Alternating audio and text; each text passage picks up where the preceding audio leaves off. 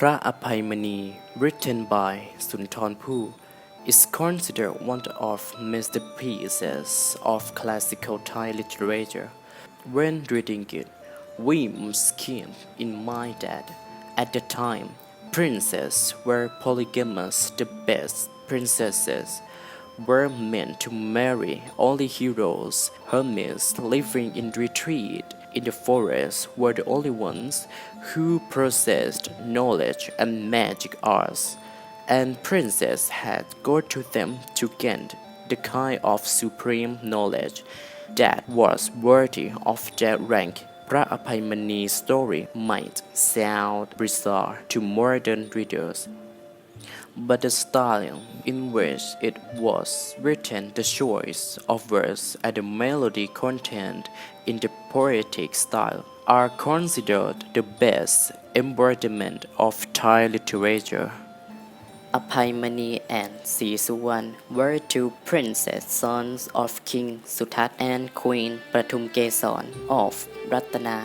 Prince Abhai Mani found a professor of music who taught him to play the flute. His brother preferred the art of sword fighting. Their father, the king, was infuriated that his sons had learned nothing worthy of princess and banished them off the kingdom.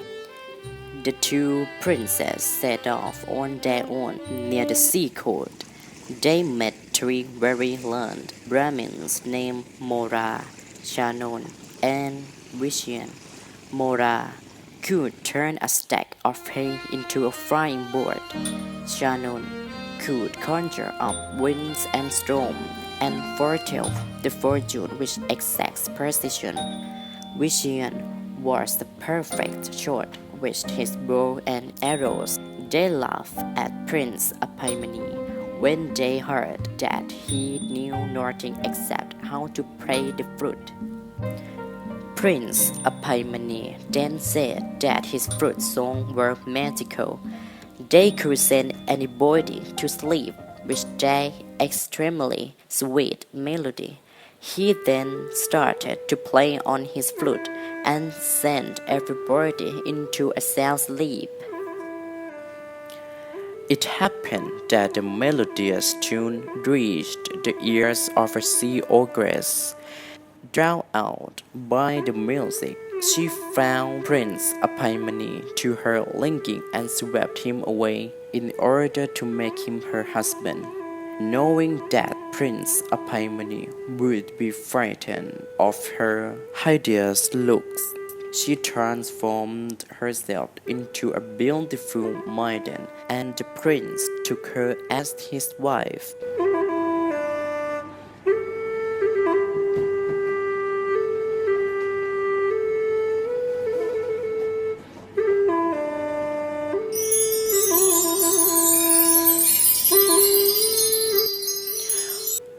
Meanwhile, the three Brahmins and Prince Sisuwan awoke to find that Prince Abhai Mani had disappeared.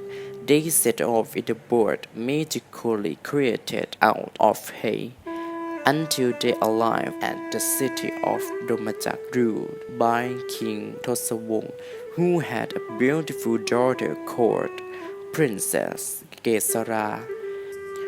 The king of Utain had already asked for the princess' hand in marriage, but she had refused. Utain then advanced with an army to take her by force, but Prince Sisuwan volunteered to fight and succeeded in beating the enemy off. He then married the princess and settled down in Domajak.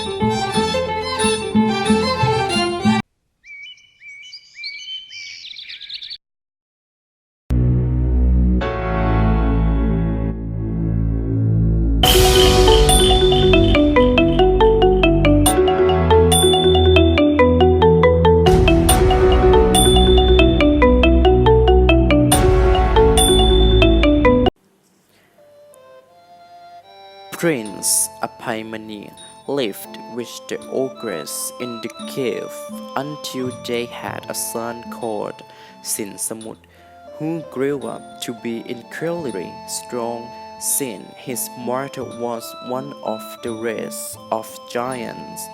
One day, while his mother was away, he came out of the cave and found a creature he had never met before, an old merman.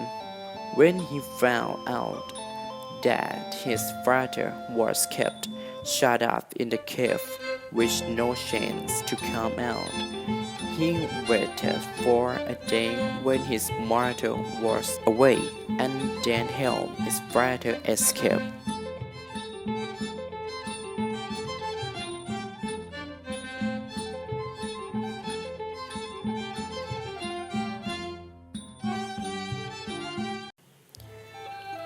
The merman and his family, a wife and daughter, took turns carrying Prince Abhai Mani across the sea to the Wonder Island, inhabited by a powerful hermit, who then cast a spell on the island, preventing the ogress to come near it.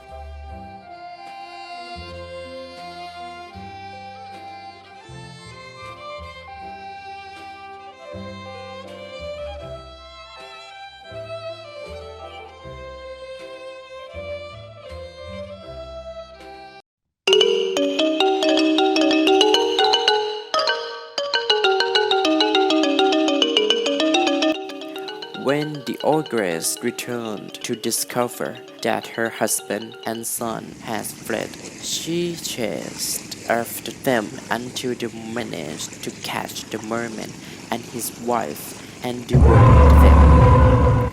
The mermaid's daughter barely had enough time to carry Prince Abhai Mani and his son to safety on the island. The hermit knew of their only road and was there to greet them. The infuriated ogress was forced to stay away from the island because of the magic spell, but she stayed as close as she could in the hope that one day her victims would come out and she could seize them. Not daring to leave, the mermaid was trapped on the island and was befriended by Prince Abhai Mani, who took her as his wife. At a city called Pluk, the king had a beautiful daughter called Suvarnamali. She was betrothed to Usaren, the prince of Lanka. She had longed for a journey and came out on a sea voyage with her father, but as they neared the Wonder Island, their ship lost its way. Upon meeting them, Prince Abhai Mani asked to live with them, hoping to make Sinsamut with him to the mainland. But the ship was supplied by the vigilant ogress, who caused a terrific storm to come up and break the ship. The ogress now refused to go away, lurking around the island day and night. Prince Abhai Mani was now forced to play the magic flute. Thus the ogress was killed by this song. After the ogress was destroyed, Princess Suvarnamali and Sinsamut wandered off in a boat and lost their way in the sea. They sailed on until they arrived at the city of Domajak, unaware that its ruler was his own uncle. Sinsamut attacked the city and captured Prince Sisuwan, who recognized the ring on Sinsamut's finger as belonging to Prince Abhai Mani. Phra Abhai Mani returned to the city of Pluk, where he eventually married Princess Suvarnamali. He then thought of his father, the king of Ratana.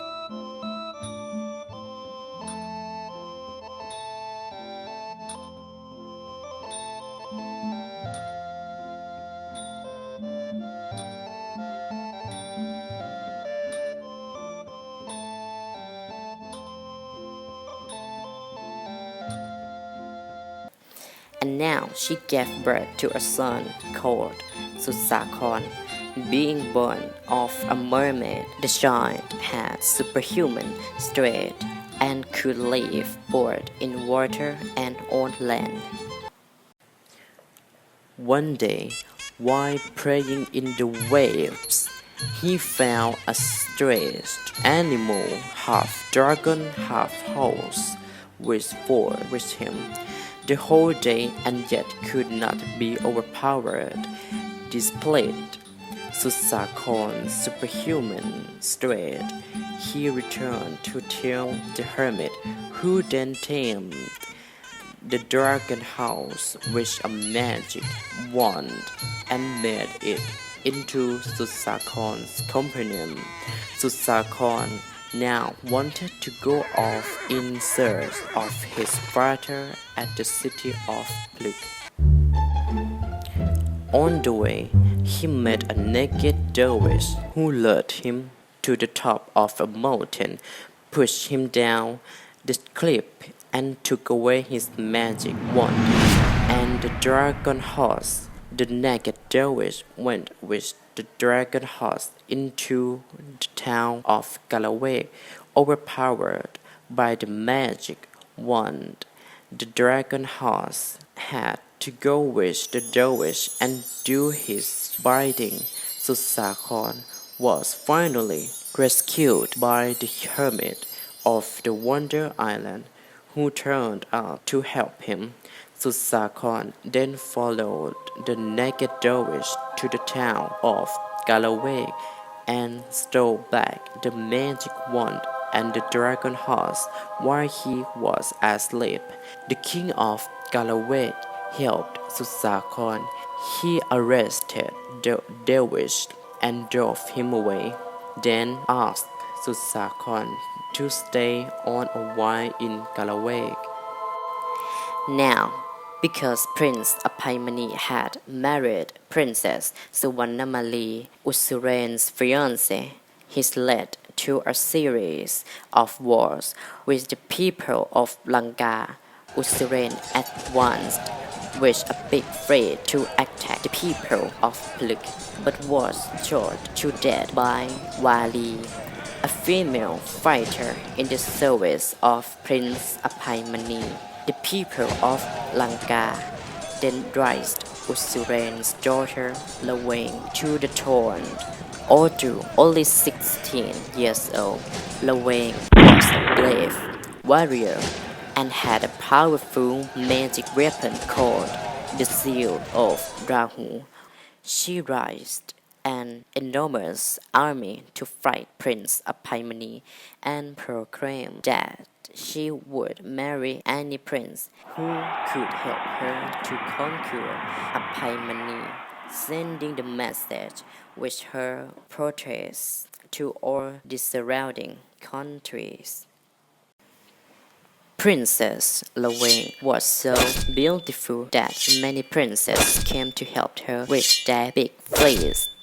It was then that both Sinsamut and Susakon also came to help in the fight. At one point, Prince Abhai Mani was surrounded by the fleets of 9 princes. Though they were all brave and powerful, the enemies were soon beaten off or killed one by one. Prince Abhai Mani then marched his army on to take Lanka itself.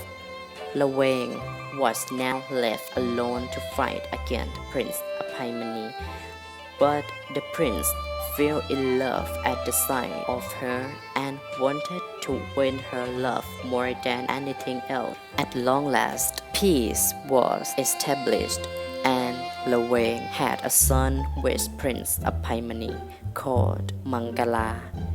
The abbot of Lanka was disgusted that Lawang had given herself up to the enemy and tried to incite Mangala to take revenge for his grandfather Usuren.